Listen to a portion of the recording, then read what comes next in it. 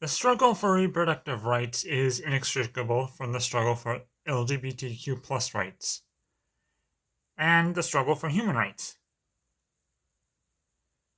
Which is why, as atheists, we need to be loud and proud about fighting for both. I want to ask you a question. Have you heard of intersectionality? It's the idea that the identity and experience of an individual, for example, race, education, degree of wealth, gender, socioeconomic status, intersect in ways that shape every part of their life. To put it plainly, our diverse identities and experiences combined make us who we are. And that means that when one of our fundamental freedoms is under attack, it means the other fundamental freedoms are going to be attacked soon enough. As we're seeing abortion rights disappear nationwide, we're also seeing an explosion of laws meant to deny the LGBTQ plus community in the states, especially children, which is especially tragic stuff. And that includes the right to live healthy, safe, and happy lives. And it's not a coincidence. And this is called, well, the organization Emily's List has declared this to be called the Loud and Proud Fund. Because they, along with the rest of us, atheists and humanists and secularists,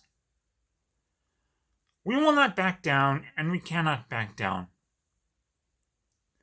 We know that we have to elect pro-choice women and pro-choice men everywhere because it means better outcomes for all of us. And electing pro-choice men and pro-choice women who will fight for the right to choose means electing more leaders who want more rights, more freedom, and more self-determination. We need to get loud and proud and get out there to help make that happen.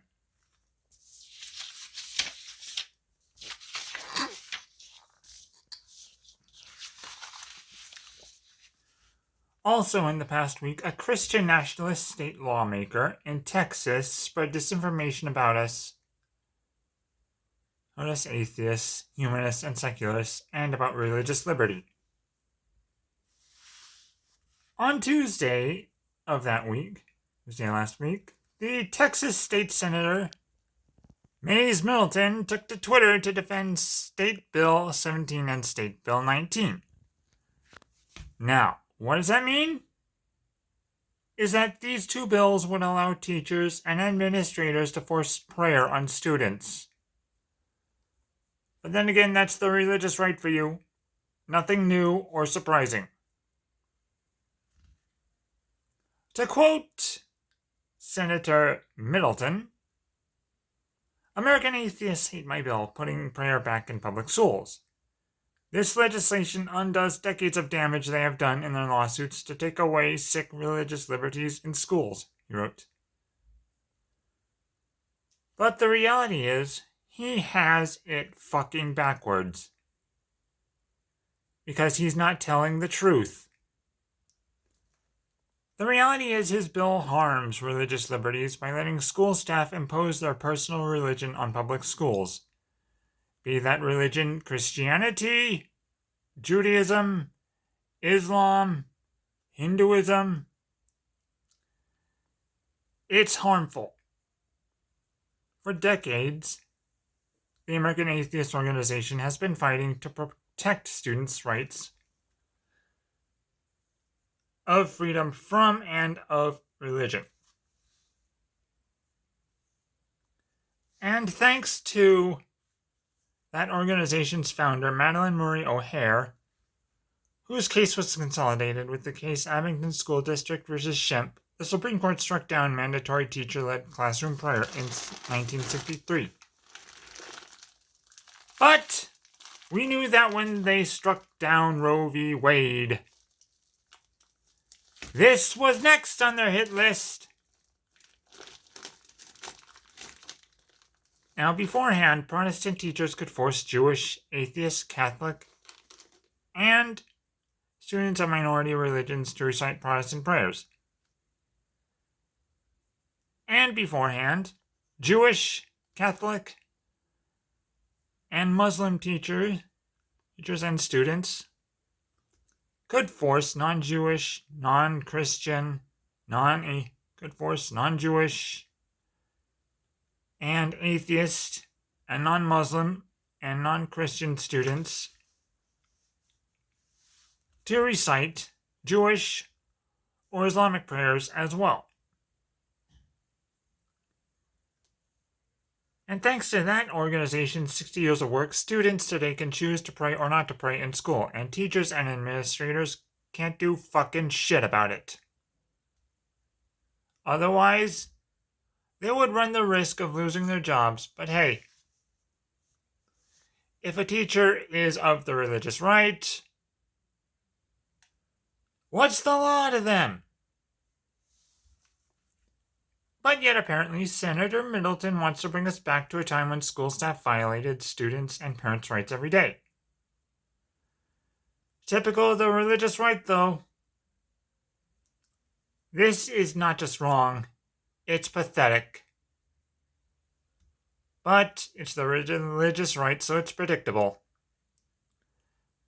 Which is why we atheists, humanists, and secularists have to continue to expose the dangerous consequences of school prayer bills in the press and in state capitals all over the nation, including in Senator Middleton's state of Texas. Now, our key advantage in this fight is this. Christian nationalist politicians like Senator Middleton need to lie to make their messages palatable. We don't. We just need to keep shoehorning in and telling the truth. Now, to read an excerpt from that tweet. June 12th, 2023, the Honorable Senator Brian Hughes, Chattanooga State Chair Senate State Assembly, State Affairs Community, Texas State Capitol. Oppose SB17, period of prayer and Bible reading in public schools. Dear Chairperson Hughes and members of the State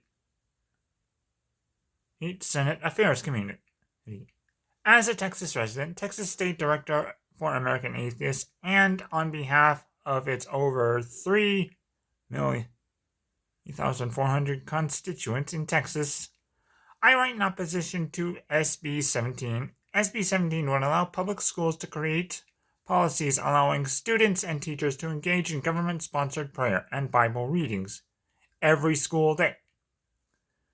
This unconstitutional legislation improperly endorses religious practices in public schools, and it would create confusion among public school administrators and educators,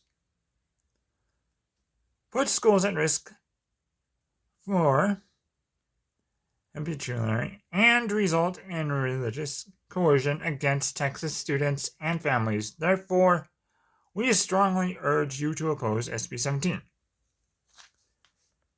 We know that maintaining secular public schools is of paramount importance to everyone.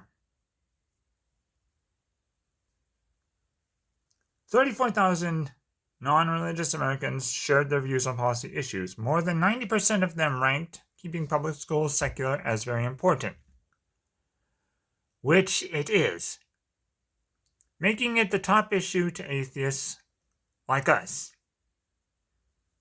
And when asked where secular organizations like American Atheists should focus their resources, this issue again topped the list. Now, we atheists understand that this issue precedes all others. The Christian nationalists are trying to indoctrinate students into their worldview. Secular public schools are vital because they give young people the opportunity to learn how to think critically, independently, and for themselves and think, period. And to meet people who believe differently than they do before religious dogma is forced on them. We need to keep fighting to stop theocratic dictatorships from taking over public education. Because it's not just the children in the public schools. The religious right actually are trying to take away our rights. This cannot be allowed to happen. We have to keep fighting. We have to keep exposing the religious right for what they actually are. Because the myth they're portraying is they are the victims, they are the persecuted, they are the oppressed. But, well, the reality is they're not the oppressed, they're not the persecuted, they're not the victimized. The reality is they're the oppressors, they're the persecutors, they're the victimizers.